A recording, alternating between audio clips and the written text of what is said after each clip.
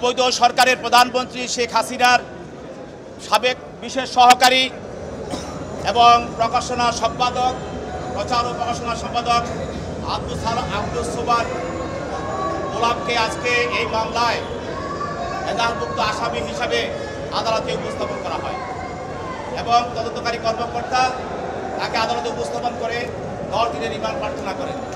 10 দিনের রিমান্ড প্রার্থনায় তদন্তকারী কর্মকর্তা বলেন, গত 14/7/24 তারিখে গণভবনে শেখ হাসিনার নেতৃত্বে একটি সাংবাদিক সম্মেলন হয়েছিল।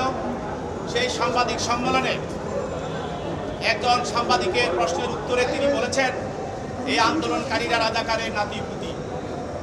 এই বক্তব্যের পরিপ্রেক্ষিতে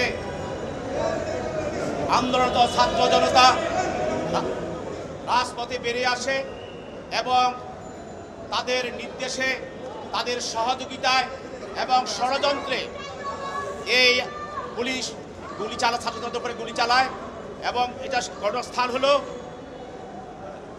আদাবর রিং রোডের মোড়ে আন্দোলনরত ছাত্র জনতার উপরে গুলি চালায়। সেই গুলিতে রুবেল নামে একজন গার্মেন্টস কর্মী নিহত হয় এবং তার পিতা বাদী হয়ে মামলা করে। তাকে যখন সোহরাওয়ার্দী হসপিটালে ভর্তি করা হয়েছিল, সেখানে আইসিইউ না থাকার কারণে তাকে অন্যত্রে নেওয়ার চেষ্টা করা হয়েছিল, কিন্তু তখন পুলিশ এবং আওয়ামী লীগ নেতা কর্মীরা তাকে নিতে দেয় নাই। সে চিকিৎসা পায় নাই এবং চিকিৎসা না পাওয়ার কারণে এই রুবেল মৃত্যুবরণ করে। এই মামলায় আরও 2 জন আসামি, তাদেরকে উত্তরা থানার একটি হত্যা মামলায় তারা রিমান্ডে ছিল। ওই রিমান্ড থেকে এই মামলা তাদেরকে তদন্তকারী কর্মকর্তা সৌনারেশ দেখায়।